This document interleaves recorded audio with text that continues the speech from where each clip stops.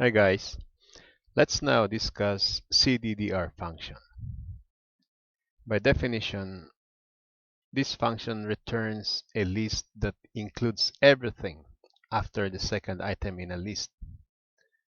So in our example, we have a list of characters.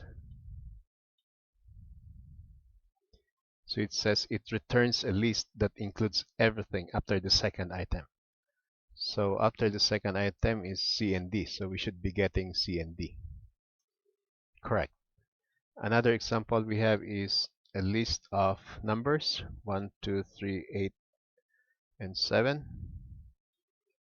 So what is the items after the second item? We have 3, 8, 7. So we should be getting those three numbers. Correct. Now if we apply that into the line definition data, what we have here is this list.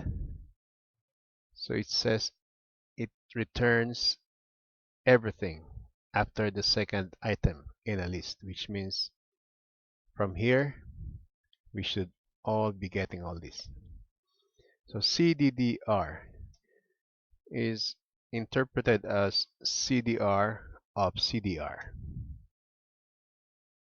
So if we apply the CDR of this list, what we get is these lists.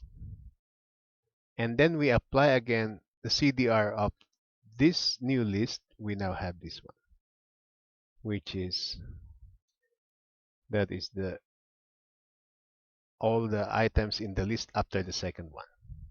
Okay, so we should be getting all this. Let's see, CDDR of nth get of nth last.